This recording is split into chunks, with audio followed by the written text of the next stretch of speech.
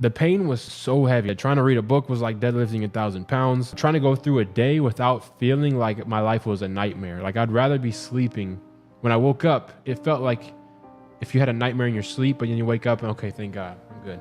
Bro, my life felt like the nightmare at night, but during the day. To where like when I would go to sleep was the only time that I would be like, thank God, like take the pressure off. Wow. Yeah. Because I had just lost all respect for me. Like I looked at myself in the mirror and I literally couldn't anymore. Like, imagine fapping 3 days in a row before bed or first thing in the morning because you just roll over and scroll. That's what I would do. And then I walked to the bathroom and I'm like cleaning up the sock, putting it in the washer. And I look in the mirror and I'm like, God damn, bro, again. I just got chills. I couldn't even face myself in the mirror. That is a nightmare, bro. Damn, man. Ooh, so that is when I reached my lowest point. Lower than Ohio in the basement when I had nothing. Because, even though you'd achieved everything on the exterior. Because I realized that none of the exterior mattered because I was broken inside. So I actually like self-sabotaged a large degree of all that. Like I said, the girl, I self-sabotaged the relationship, and the emptiness you talked about. That was so real that the only way to solve it was to look in that mirror and be like, dude, the Jeff Logan coaching call can't save me. Nope. No one's coming. No one really cares. I've been through that myself, man. Like even like just you mentioned that, like something I realized, especially now, I'm 31, I'm almost 32.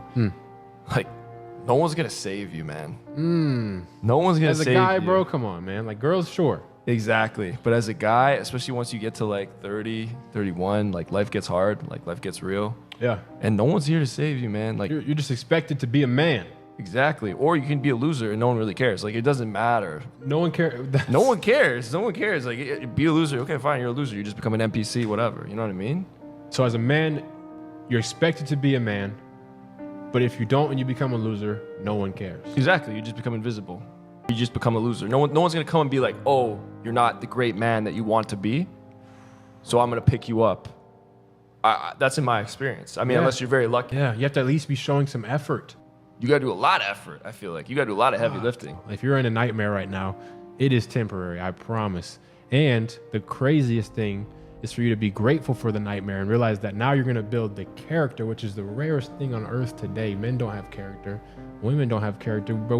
We're a lost society, bro. I wouldn't be able to have that without the low nightmare point. There's no light without dark. So if you're looking at the nightmare right now, damn, that's tough, bro. Like looking in the mirror is tough, but that's what I would encourage you to do. And try to just pick one thing at a time, one bad habit, and stop that back step. Because every time I would deviate with the sock, with the Uber Eats, smoking a joint, I had to pick one vice at a time. Yep. And just be like, no more. And I flushed the joint down the toilet, literally. My boy was telling me that he was struggling with it. And I said, me too, bro. That was a chance for me to level up.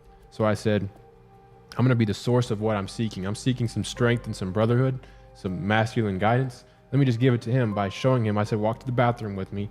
I grabbed the joint and I opened the toilet. I looked in that mirror and I'm like, yep, you know what to do. You know what to do. I flushed that down the toilet, bro. My last joint, I haven't smoked since. That was a year and a half ago. So one at a time, bro. Not a casual hookup since then. Wow. One at a time. Even in Miami? Even in Miami, bro. Yeah. Wow. Yeah, I've been here for 3 months. What does that tell you? And it's been longer than that. There's a lot of temptation in Miami. Absolutely. Vice City, baby. Yeah, bro, I haven't drank in a year and a half.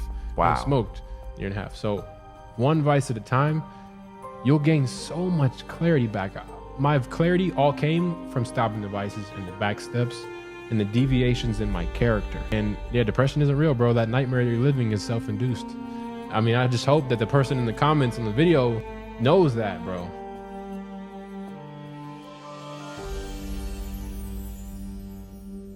In 2024, men aren't dying, but their masculinity is. They want us to put on a VR headset and watch adult films, 3D, fry your brain's ability to read a book. They want you to form a OnlyFans addiction, a social media addiction. You are failing. You haven't even began building the business of your dreams. If you're a barber watching this, you struggle to make $5K a month. You have no freedom. You're building the shop owner's dream because you never took the chance of building your own. Wake up.